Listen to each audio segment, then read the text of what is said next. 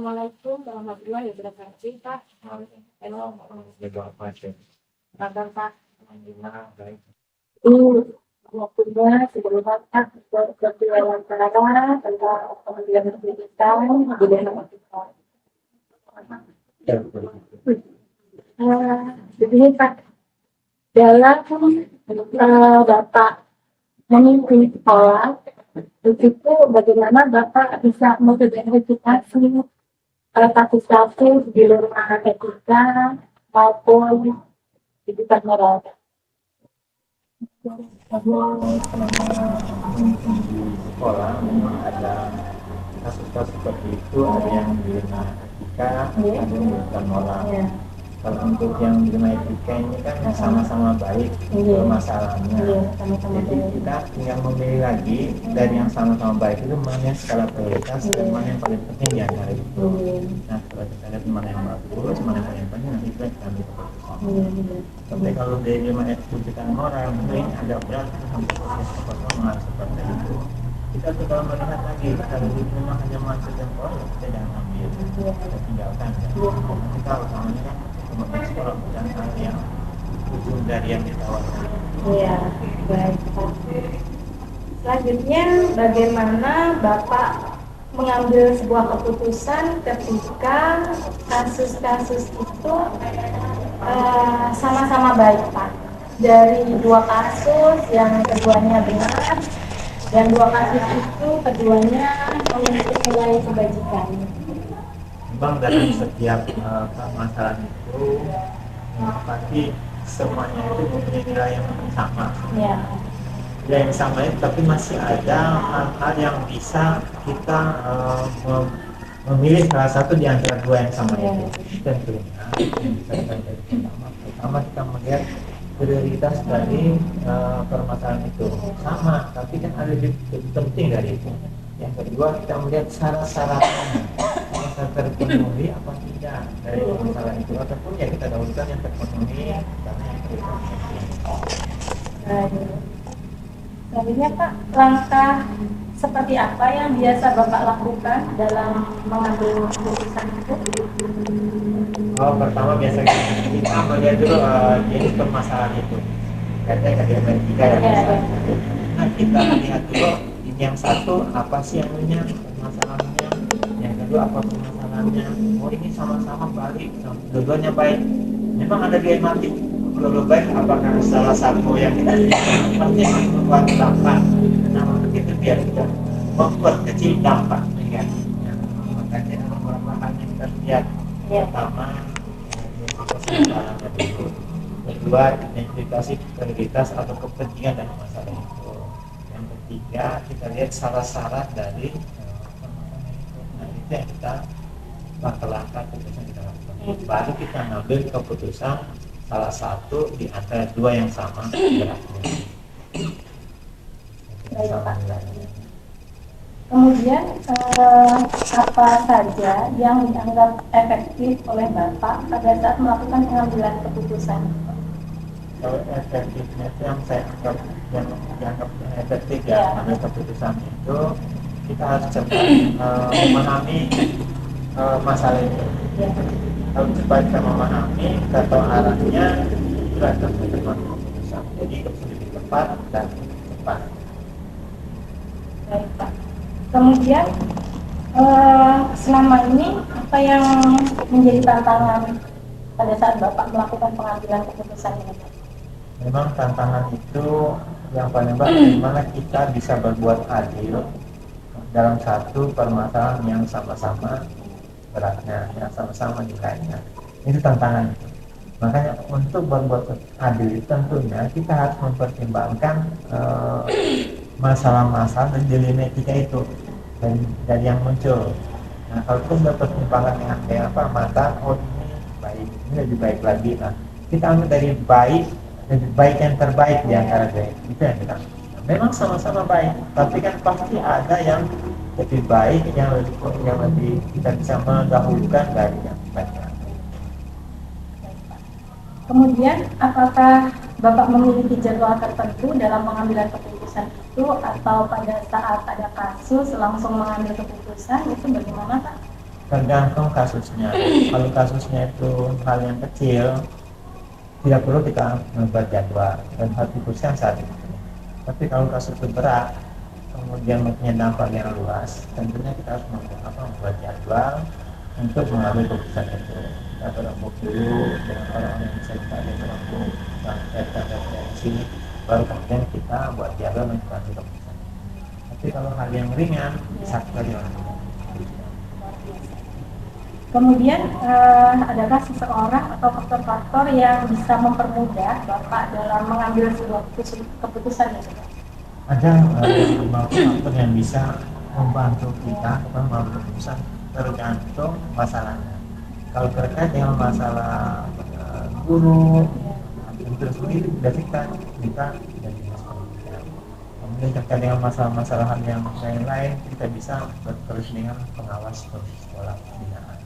Jadi itu yang bisa kita tempat kita buat konsultasi, meminta referensi untuk mengambil keputusan yang perlu kita minta referensi dari luar. Kemudian dari semua hal yang sudah Bapak sampaikan ini, pembelajaran apa yang bisa Bapak ambil dari pengalaman membuat sebuah keputusan dilema kita? Jadi dari sekian banyaknya permasalahan atau dilema yang kita hadapi, sebenarnya membuat kita semakin dewasa, semakin bijak dan semakin makin banyak dilema yang kita hadapi, kita itu semakin dekatnya kita menjadi dewasa, dan menjadi bijak. Itu yang pertama, yang berat apa yang bisa kita ambil lah, kita petik dari pelajaran keputusan. Baik Pak, terima kasih untuk waktunya. Mungkin sesi wawancara ini cukup sampai di sini. Bisa kita sambung lagi dengan kegiatan yang lain untuk pertanyaan. Assalamualaikum warahmatullahi wabarakatuh.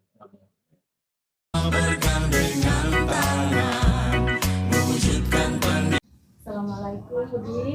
Waalaikumsalam. Apa kabar Bu? Alhamdulillah baik Bu. Jadi gini Bu, saya menghadap ini ada mau wawancara tentang pengambilan keputusan. Terima kasih untuk waktunya Bu ya. Iya. Bisa kita mulai? Langsung saja nih Bu ya. Oke.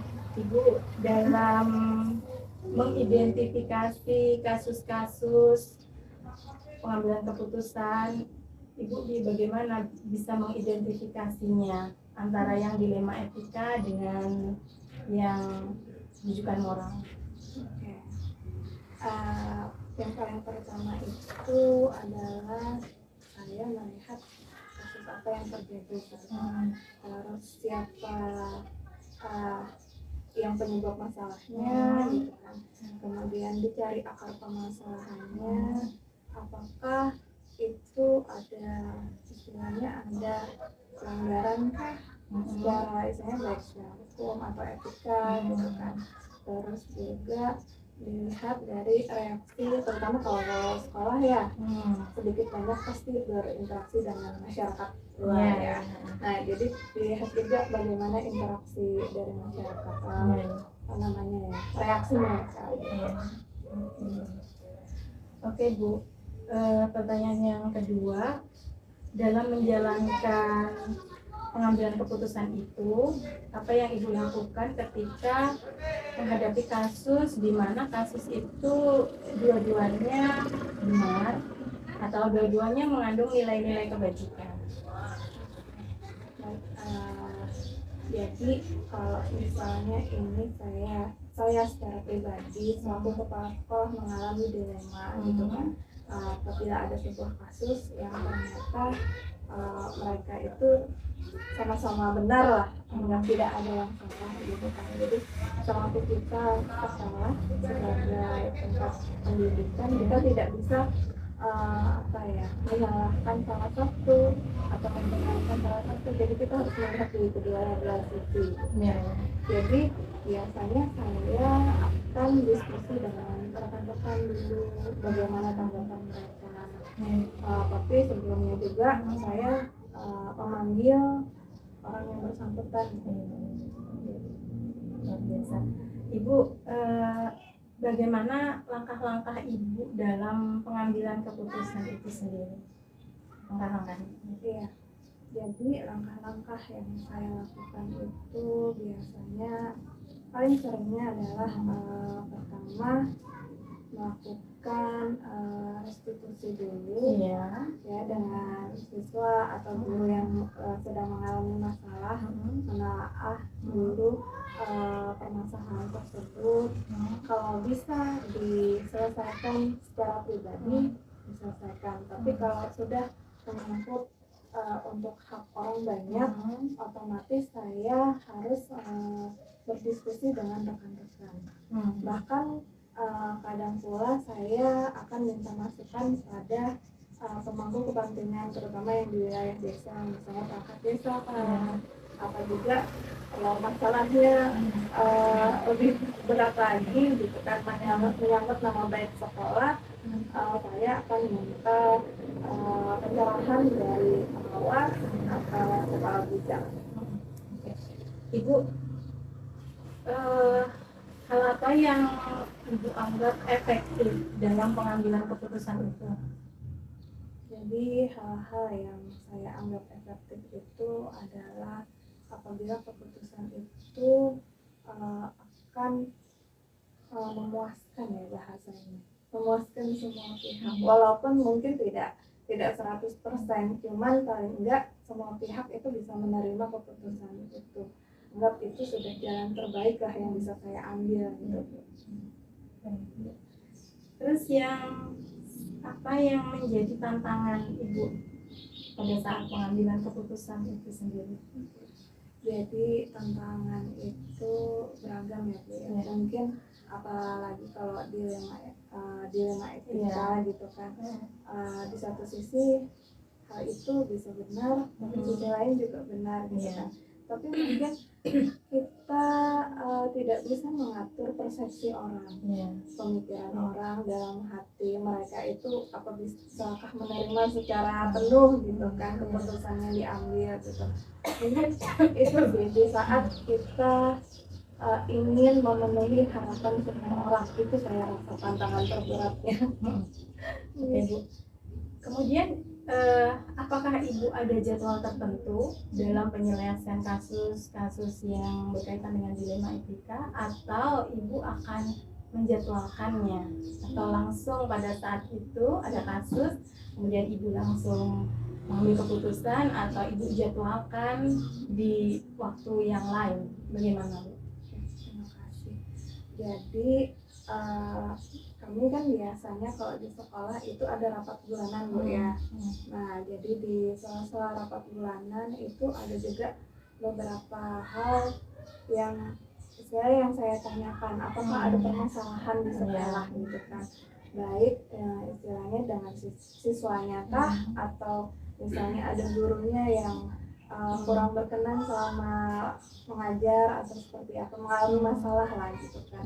Nah di saat itu 1 bulan sekali. Tapi kalau misalnya ada masalah yang namanya juga masalah, kita nggak bisa ngatur kapan terjadinya ya. Apabila urgent atau penting, maka pada saat itu juga saya harus mengambil tindakan. Maka misalnya kalau ada masalah siswa, kita panggil orang tuanya, atau misalnya kalau gurunya yang mengalami masalah, maka saya akan diskusi berdua dengan guru tersebut. Ibu, adakah seseorang atau faktor apa yang kira-kira bisa membantu ibu dalam pengambilan sebuah keputusan kasus dilema etika ini? Iya, oke, terima kasih Bu. Untuk pengambilan keputusan itu terutama untuk dilema etika, di mana kita pasti bimbang ya, memilih yang mana yang lebih baik gitu kan, keputusan yang lebih baik. Jadi kita perlu opsi dari orang lain, bantuan dari orang lain. Dalam hal ini saya biasanya itu berdiskusi dengan rekan-rekan sejawat gitu. Setelahnya itu tadi, apabila masalahnya menyangkut orang banyak atau nama baik sekolah gitu, saya akan berdiskusi dengan perangkat desa yang istilahnya yang bisa dipercaya masyarakat. Jadi saya meminta dukungan mereka gitu kan. Terus juga bisa juga dengan pengawas sekolah. Biasa. Kemudian dari yang Ibu sampaikan ini, pembelajaran apa yang bisa Ibu ambil dari pengambilan keputusan? Jadi dalam pengambilan keputusan ini kita memang banyak pertimbangannya, Bu ya. Jadi kita harus melakukan beberapa uji. Kalau di dalam modulnya kan ada 9 langkah Ya. pengambilan keputusan, jadi baik uji media, uji intuisi gitu kan, terus uji dengan hukum dan lain-lain gitu kan. Jadi saya yang paling utama adalah berdiskusi dulu dengan rekan-rekan atau dengan pengawas, kemudian menguji secara pribadi, menguji apakah keputusan tersebut tidak bertolak belakang dengan ketentuan hukum atau misalnya sesuai dengan hati nurani saya gitu dan lain-lain. Baik, mungkin itu saja Ibu wawancara kita pada siang ini. Terima kasih untuk waktunya. Assalamualaikum warahmatullahi wabarakatuh. Waalaikumsalam warahmatullahi wabarakatuh.